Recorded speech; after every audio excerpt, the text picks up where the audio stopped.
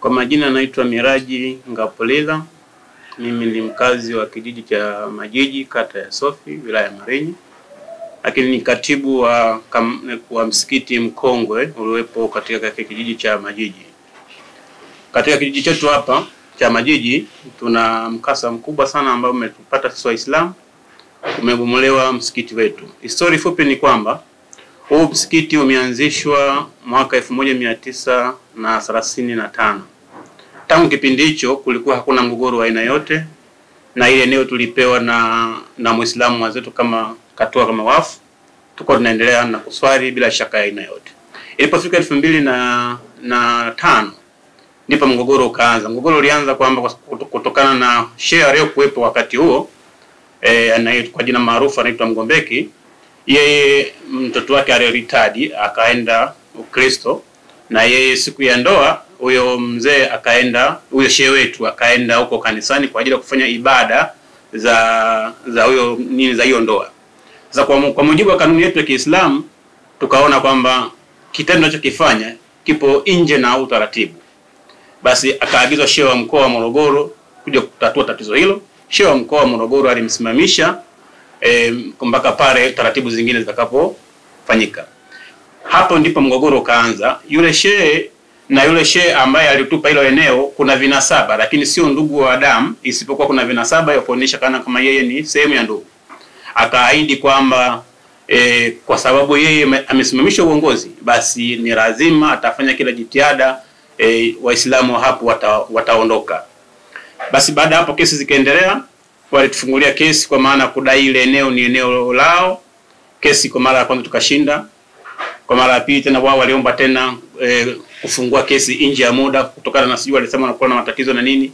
Ikafungua tena kesi nyingine, ikatupiliwa mbali kutokana na vielelezo vilikuwa havipo. Wakafungua tena kesi nyingine ya tatu kwenye mahakama hiyo ya nyumba na ardhi Ifakara. Ndipo kwa mara hiyo ya tatu mahakama ya nyumba na ardhi wakawapa haki kwamba huu msikiti ni mali ya ukoo wa kina Ligubi. Walioshitaki sio kina Ligubi, ila msikiti ni mali ya kina Ligubi. Hao wanaoshitaki ni sehemu ya ndugu, watoto wa mzee mwenyewe Ligubi waliotoa ile eneo, wala hawana mashtaka ya aina yote juu ya ile eneo, isipokuwa ndugu wengine wa pembeni ndio wakawa wana kula kidete sana juu ya jambo hili, kama vile msikiti huo kwenye hilo lao.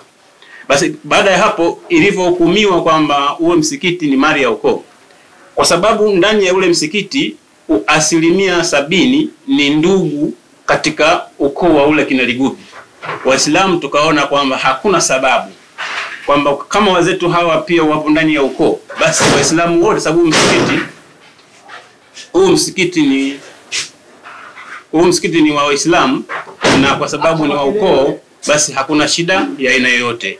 Basi tukaendelea kuswali kwamba wale wana ukoo wote wanaitaka kuja kuswali, basi wataendelea kuswali. Ishi ikawa inaendelea hivyo. Baada ya muda wao wakaenda kukazia hukumu. Lakini kwenye ile hukumu ya msingi iliyotolewa pale mahakamani kwamba msikiti ni mali ya ukoo, hukumu imeishia hapo. Msikiti ni mali ya ukoo, wale wale walalamikaji wapewe fidia, yani sisi ni msikiti mkongwe tuwape fidia. Sasa matarajio tulivyojua kwamba hata wanavyoenda kukazia ile hukumu, maana yake watatudai sisi fidia, si kuondoa msikiti, sababu kwenye hukumu ya msingi hakuna kipengele cha kuondoa msikiti. Lakini kwa bahati mbaya sijajua wametumia mbinu gani, hizo mbinu za kiufundi wanajua wao. Hakimu tena akasema msikiti uondolewe. Hilo jambo kwa kweli sisi tumeliona ni changamoto, tukasema tukate rufaa. Tukata rufaa, imeenda kwenye mahakama ya juu, kwa maana ya mahakama ya mahakama kuu kanda Morogoro. Kwa maana kesi imepangwa tarehe 1 mwezi wa 5 itasikilizwa. Lakini tukapata samansi kwenda kuwasomea. Lakini cha ajabu tena tarehe 4 kukawa na taharuki, wao wametangaza kwamba leo tunakuja kubomoa msikiti. Kitu ambacho sisi tulikuwa tujui kitu hicho. Lakini tumefika pale tumeona watu wengi sana wakaja na mtu anayeitwa Darari, lakini sio Darari kwa sababu kwa mujibu wa hati zao ambazo zilizoonyesha kwamba kuna dalali, hiyo dalali ni Monica, lakini aliyokuja ni mtu tofauti na huyo. Amesema dalali kwa kufika pale walisema kwamba yeye hakuja kwa ajili ya kubomoa, lakini wale wapinzani wetu wakasema wamekuja kwa ajili ya kubomoa. Bahati nzuri sisi tukampigia simu OCD kutokana na taharuki hiyo tukaona kwamba usalama unaweza ukawa ni mdogo zaidi. OCD alituma askari wake, walifika pale wakamhoji yule dalali, wakasema kwa nini haukufuata taratibu? Viongozi wote taarifa hatuna. Kwa hiyo wakaamua sasa wewe dalali tuondoke, unaitwa na OCD, alafu baadaye tutarudi tutakaa kikao. Kwa hiyo wewe upande ule ambao wazito tunawalalamikia wameambiwa wawatanisha watu waondoke. Baada ya muda mfupi wakarudi, tukakaa kwenye ofisi ya mtendaji wa kata, ikiwemo upande wa Waislamu na upande wa wale ambao wanaojiita ni ndugu wa kina Ligubi na viongozi. Tumekaa pale tukajadiliana. OCD alisema kwamba nimepokea maelekezo kutoka kwa mkuu wa wilaya kwamba hana faili lolote linaloonyesha jambo hili. Na hata mimi pia namnukuu yeye. Na hata mimi pia kwamba sina faili lolote linaloonyesha kwamba kuna jambo hilo la kuvunja msikiti. Lakini pia viongozi wengine wa chini wote hawana taarifa hiyo. Kwa hiyo basi mkuu wa wilaya amesema mpaka arudi basi hizo zoezi litaangaliwa alafu nini kifanyike. Aliporudi mkuu wa wilaya tukaitwa, tulienda kwenye ofisi yake. Tukafika kwenye ofisi yake, baada ya maelekezo mengi akasema nyinyi Waislamu kwa mujibu wa karatasi zinazoonekana hapa mnatakiwa nyinyi muondoke. Sasa kwa nini hamjaondoka? Mimi nikajibu kwamba sisi tulipewa notice. Notice ile ina mkanganyiko. Notice ile imeandikwa Waislamu wa msikiti Mkongwe, msikiti uliopo kwenye kijiji cha Sofi, kwenye kitongoji cha Sofi, kwenye kijiji cha Sofi, kwenye kata ya Sofi, wilaya ya Marini, waondoke. Lakini sisi tuliopo kwenye ule msikiti pale ni eneo la kitongoji cha Lula, kijiji cha Majiji, kata ya Sofi. Sasa kwa sababu jina lile la Mkongwe tukahisi inawezekana sababu jina ni sehemu tu ya jina, kila mtu anaweza kaweka jina hilo. Lakini kijiji cha Sofi kipo jirani, kijiji jirani, sio kijiji chetu.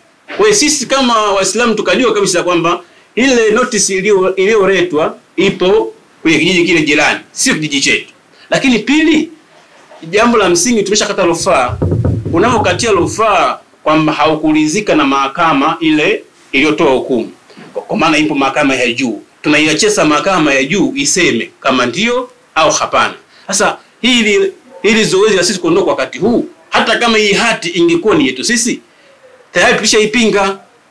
Lakini basi mkuu wa wilaya akasema na kuamuru OCD kasimamia utekelezaji, lakini dalali nyinyi upande wa mbao nyinyi wakina Ligubi mnajiita kina Ligubi ambao ndio washinda tunzo, mwambieni dalali wenu aje na hati ya mahakama inayoonyesha kwamba msikiti ubomolewe au eneo likabidhiwe kwenu.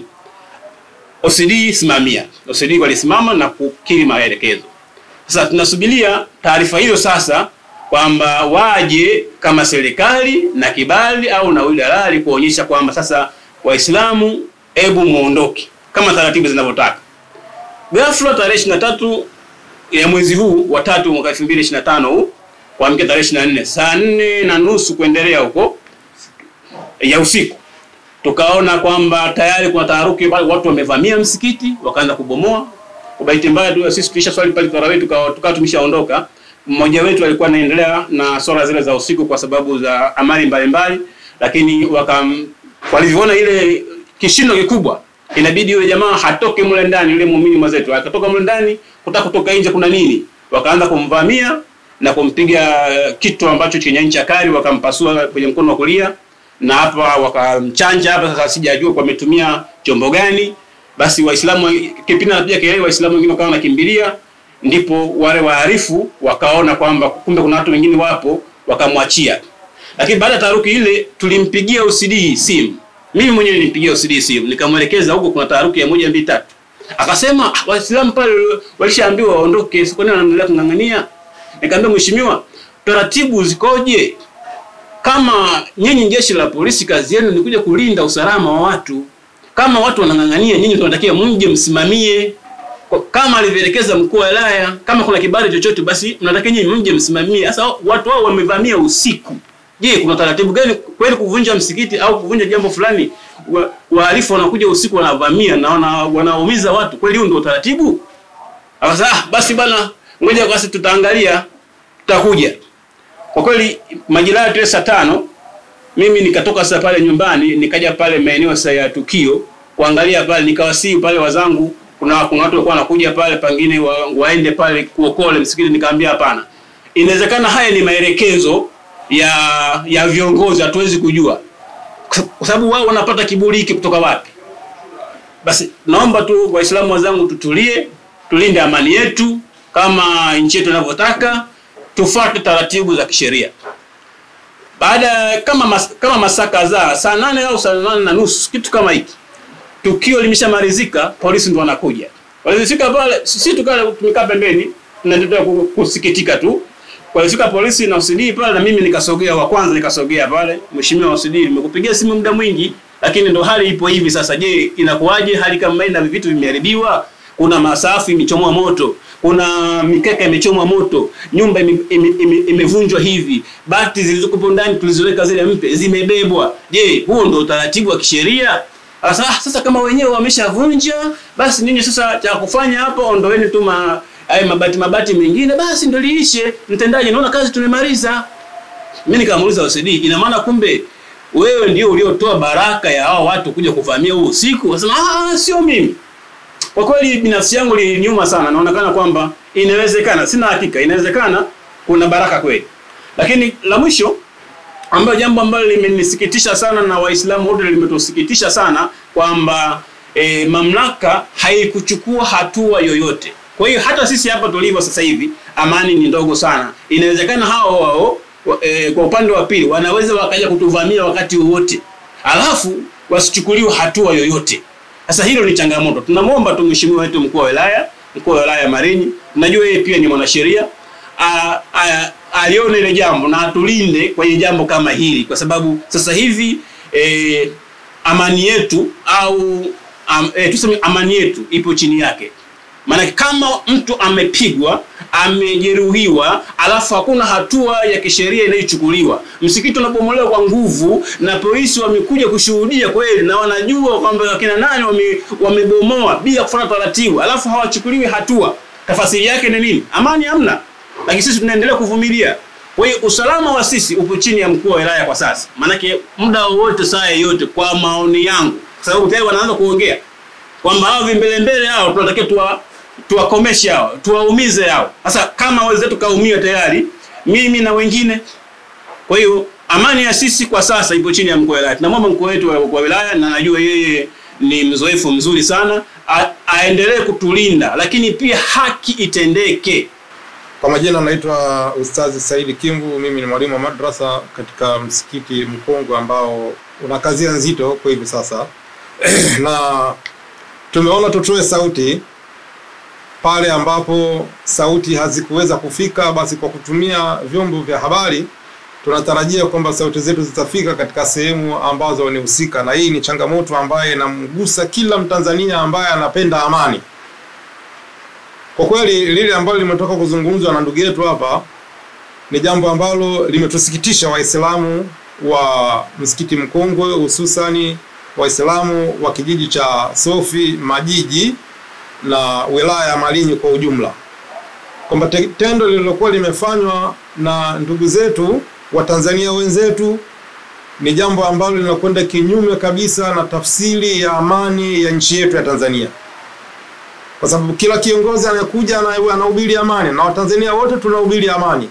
Lakini kwa utaratibu ambao umefanywa ndani ya Masjid Mkongwe ni jambo ambalo liko wazi kabisa kwamba linatarajia au linatishia uvunjifu wa amani ndani ya kijiji chetu, kitu ambacho hatujawahi kukishuhudia toka msikiti ujengwe mwaka 1935 kama historia inavyozungumza. Wazee wetu wamepata kuhudumia kwa amani na utulivu mpaka tunakuja kufikia kwenye kazi hii ambayo ilitofikia hapa sasa hivi.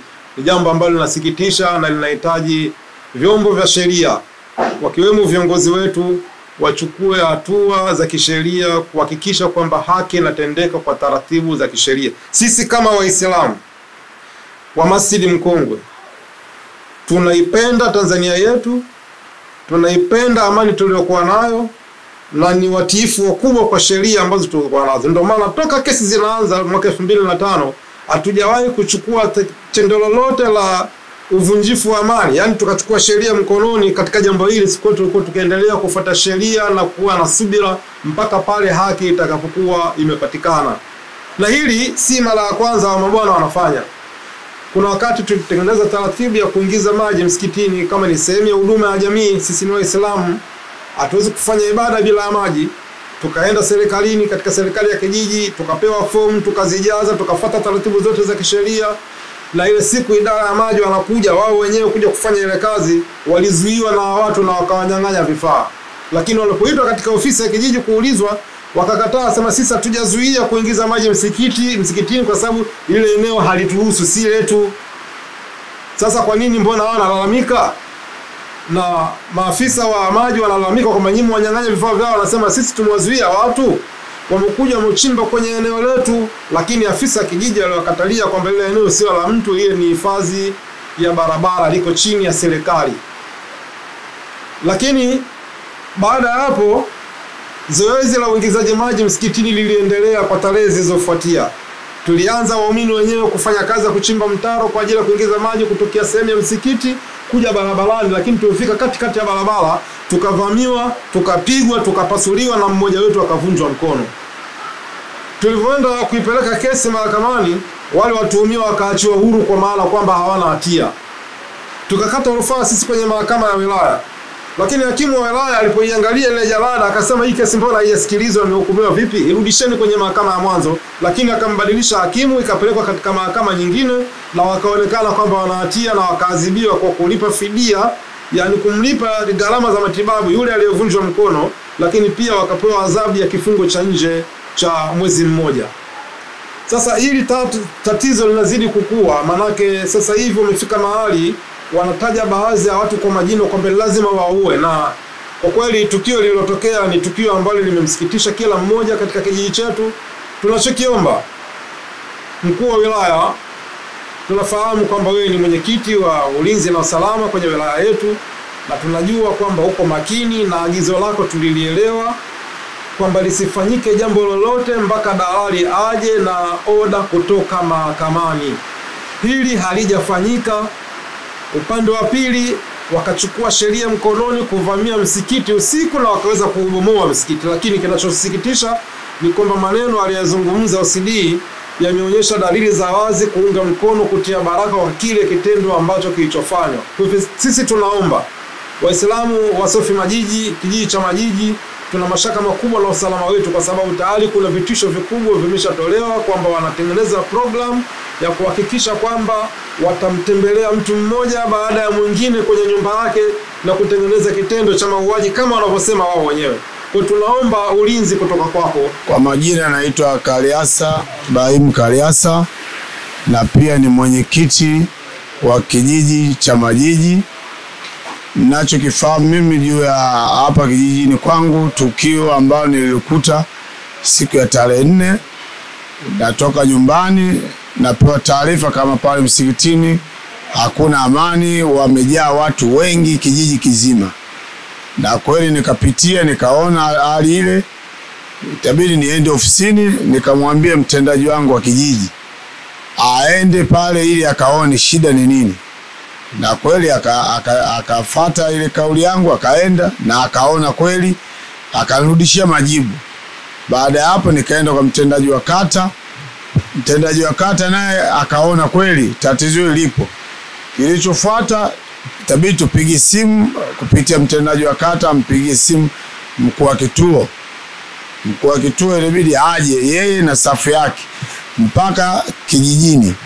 Alipokuja kijijini akaniomba mimi safu nzima pa mwenyekiti wa kijiji, mtendaji wa kata akiwemo na mtendaji wa kijiji twende kwenye eneo la tukio. Na kweli tukafika tukakuta umati mkubwa mno, 90% ya kijiji kimejaa pale msikitini. Kwa hiyo mkuu wa kituo aliniomba mimi nimwandalie mtu mmoja kutoka Waislamu na mtu mmoja atoke upande wa pili ili apate maelezo tatizo ni nini.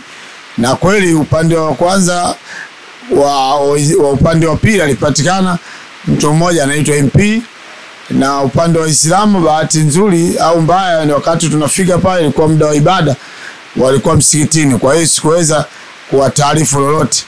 Lakini pia akaulizwa yule ambaye upande wa pili tatizo nini, akajieleza na tukamuuliza dalali yuko wapi.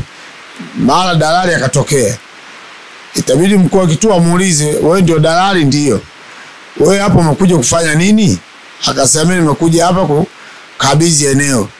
Haya, sheria gani na kuruhusu wewe kuja moja kwa moja hapa kijijini? Polisi umepitia? Akasema sijapitia. Mtendaji wa kata akamuuliza, ofisini kwangu ulifika? Akasema kufika. Nikamuuliza na mimi, ofisi ya kijiji? Akasema sikufika. Imekuwaje upitilize mpaka ufike kwenye eneo hili? Ilibidi pale akaishia kukiri kwamba kwa kweli nimefanya makosa, na akamweleza mwenzie, bwana, kiukweli tumekwenda kinyume na sheria. Sasa cha muhimu turudi mahakamani ili tukaanze prosesi upya. Mkuu wa kituo akamuuliza, umati umejaa hapa, laiti sisi tusingefika hapa, ungeweza kuamudu? Akasema nisingeweza. Haya, ulikuwa unajiamini nini kuja bila kupitia sehemu ambazo zenye usalama? Yule bwana ameisha kukiri. Itabidi mkuu wa kituo amwambie, sasa mimi naondoka na wewe, tunakwenda kituoni ili ukanieleze na tujue tunafanyaje ili process ianze upya. Itabidi yule bwana akubali, na itabidi mimi nimwambie, unajua kwa nini watu wamejaa hapa? Akasema mimi sijui. Nikaambia ujio uliokujia wewe na mapokezi hapa ni tofauti. Mapokezi hapa kwamba leo umekuja kukabidhi eneo na kuvunja msikiti. Akasema hapana, mimi sikujia hili, na hata wenyewe wanatambua kwamba mimi nimekuja hapa kwa ajili ya kutekeleza tu agizo la mahakama kwamba kukabidhi eneo. Mengine wao watakavyoenda kesho tarehe 5 mahakamani ndio aende kule, kama kuna oda yote nitapewa mimi ili nije kwa awamu ya pili. Ndio hilo nilivyokuja hapa na nikawaeleza hivyo. Basi itabidi mkuu wa kituo muda ule alipigiwa simu na OCD, kumbe OCD naye alishafika. Kwa hiyo aliwaambia wanawasubiri kijiji jirani, wakaondoka, na mkuu wa kituo aliwatangazia umma wote kwamba waondoke waende wakafanye shughuli zao, wakati wao wanafuatilia taratibu zingine. Na kweli baada ya kutoka pale akaahidi tutarudi tena na OCD. Baada ya muda nikakuta OCD gari yake imekuja, akatuita wote ofisini. Alipofika akasema mimi nimepewa agizo na mkuu wa wilaya kwamba kwanza swala la kusikia msikiti unabomolewa yeye limemshangaza. Kwa hiyo anataka akutane pande zote mbili ili ajue, na ajue hawa walete taarifa zao na upande wa pili walete taarifa zao ili ajiridhishe.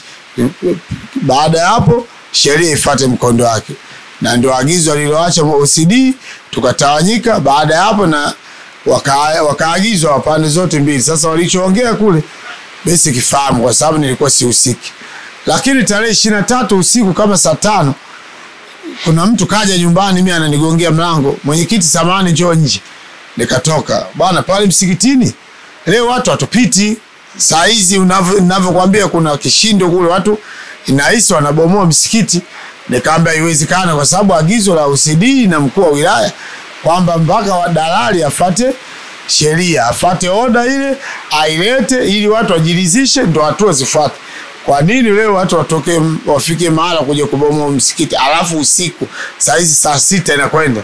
Tabidi mimi niamke, na kweli nafika nakuta watu wanaotaka kupita wanarudishwa mbio na kupigwa mawe. Nikaona kweli kuna hatari, itabidi nizunguke njia nyingine. Nikafika ofisini nikamkuta mtendaji hayupo. Itabidi mpigie simu mtendaji wa kijiji, simu ikawa inaita ipokelewe. Bahati nzuri nikampata mtendaji wa kata. Mtendaji wa kata akasema taarifa nimeshapewa na nishampa taarifa OCD, kaniahidi anakuja. Kwa hiyo kinachofuata hapa tukutane ofisini ili tumsubiri. Kwa hiyo tukakaa, lakini kaona hapana, ngoja niende kwanza, maana nikasikia Waislamu wanataka waende. Itabidi niende nikawaomba, naombeni iwe amani.